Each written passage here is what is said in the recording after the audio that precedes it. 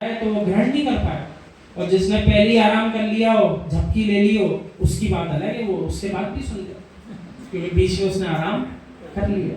लगातार सुनने वाले की हम बात कर रहे हैं, जो आकर के पहली वाणी से सुने 48 मिनट से ज्यादा समझ नहीं पाएगा लगातार, क्योंकि भाव बदलेंगे उसके साथ झरोका आएगा, सो बदलाव आएगा। तो बहुत बड़े बिरले ज्ञानी होंगे जो उस झरोके को पार करके फिर सुनने लग जाएंगे। लेकिन क्या है, सबका ध्यान रखना चाहिए कि किसी एक दो का ही ध्यान रखना चाहिए। जो दादाजी के ध्यान रखें, तो दादाजी बोले आप भी रात को ही रुको, हम भी ही रुको। तुम जिनालय में बैठे हो, बाहर रोड पर जाकर के बहुत सारी बातें ऐसी होंगी जो तुम सत्य कह रहे हो, पर जगत को पसंद नहीं है। ऐसा होता है कि नहीं? यहाँ से जनवाणी सुन के निकले, कोई भला मनुष्य मिला, उसको पकड़ा, भैया तुम रात्रि भोजन तो नहीं करते? उसने कहा कहाँ पकड़ लिया मैंने, बात तो इनकी ठीक है, सही पूछ रहा है, लेकिन हमें छोड़ना नहीं है। सुबह आपकी जेल में कैद होगा कि आपको देख के रफू चक्कर हो जाए। बोले इनके पास मत जाओ, ये स्वाध्याय वाले लोग हैं, आप सबको लोग पहचानते हैं पूरे जयनगर, तो हम बता रहे हैं आपको, सबके चेहरे सबको पता है। कोई यहाँ आकर नहीं सुनता, ये मत समझना अपन को पहचानता नहीं, कोई वीडियो में सुन लेता है, कोई किसी को बता देता है, सब पूछते हैं कौन आता कौन नहीं आता, कौन कब आ रहा नहीं आ रहा, सबको सब पता है। तो दुनिया है, सबको सब पता है।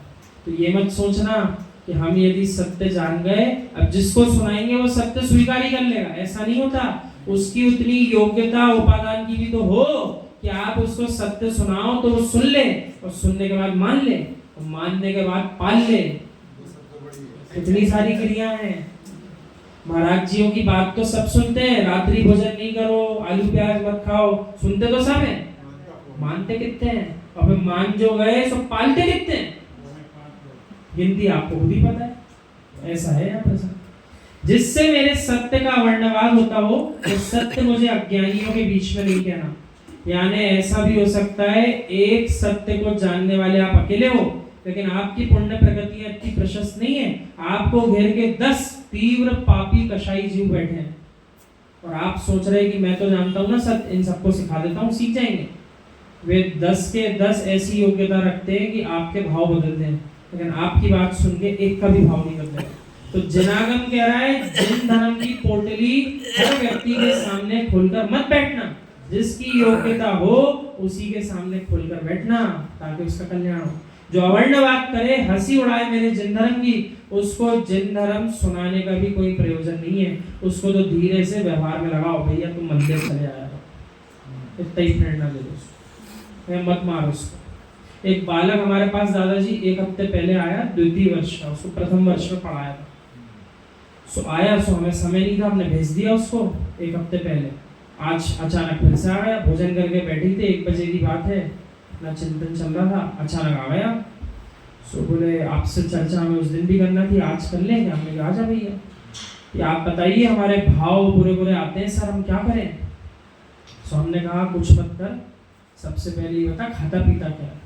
सो पहले तो अपनी हाँ में हाँ मिला रहा, हाँ सर आप ठीक कह रहे हैं, मैंने रात्रि में खाना तो बंद कर दिया, मैं नहीं खाता, मैं दिन में खाने का प्रयास कर रहा हूँ, 7 बजे तक खा लेता हूँ। मैंने कहा बहुत अच्छी बात, समय पे सोया करो, जल्दी उठा करो, ये भी कर रहा हूँ मैं।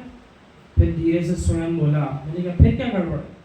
बोले सर वो अपना शरीर का स्वास्थ्य सुधारने के लिए मैंने अंडा खाना प्रारंभ कर दिया। मैंने कहा तुम्हारी नाव तो डूब चुकी। मैंने कहा अब तुम कुछ भी कर लो, किसी से भी जाके पूछ लो, तुम्हारे भाव संभलने वाले नहीं है। अब चाहे तुम दिन में खाओ, चाहे तुम जल्दी सो, सवेरे ब्रह्म मुहूर्त में जल्दी उठो, किसी से कुछ नहीं हो, लेकिन सबसे पहले अपने भोजन पान को सुधारो। फिर उसको हिंदी की पंक्तियां सुनाई कि भैया जैसा खाओ अन्न वैसा होए मन, जैसा पियोगे पानी वैसी होगी वाणी। अब तुम्हारे जब भोजन में दूसरे जीवों का कलेवर है, तो तुम्हारे भाव अच्छे कैसे हो सकते हैं? उसको क्रूरता है, तुम्हारे भोजन में क्रूरता है, भाव संभलेंगे कैसे? तो जिस जीव को जितनी योग्यता हो, जैसा समझाना चाहिए उसको उतना ही समझाओ। उससे कहाँ समय सारजी की बात करें कि आत्मा कैसी, परमात्मा कौन बनेगा, अंतरात्मा हो कि नहीं हो, क्या बात करना उससे? हर जगह पोटली थोड़ी खोली जाती है, जिसकी जितनी योग्यता उसके लिए उतना ही भोजन कराओ। क्या सारे जो आपसे मांगने आते हैं द्वारे पर, सबको आप थाली में 56 भोग लगा के देते हो क्या? ऐसे भी तो जीव आते हैं जिनको देख के इतना ही भाव हो रहा है, इसको मुट्ठी भर के आटा दे दो भैया, इसको कटोरा भर के गेहूं चावल दे दो, इतना ही भाव हो रहा ना आपका, क्योंकि उस जीव की उतनी ही योग्यता है। उसको आप थाल सजा करके भी दे दोगे, सो 2 कदम आगे चल के थाल फेंक देगा, जीवों को डाल देगा खाने को, स्वयं भोग नहीं करेगा, उसकी इतनी योग्यता ही नहीं है। ऐसा समझा रहे आचार्य श्री। आपको बोध होना चाहिए इस बच्चे को और एक युवा के रोग को बराबर ही मानो, पर औषधि एक ही जैसी दोगे क्या? चाहे बच्चे को वही रोग हो चाहे युवा को हो, रोग तो वही है, लेकिन औषधि और मात्रा एक जैसी रहेगी कि बदल जाएगी? नहीं दोगे क्या? मित्र आचार्य को भी मूलाचार में भेद करने को कहा है। एक युवा मुनि से दोष होता है, उसका प्रायश्चित अलग है।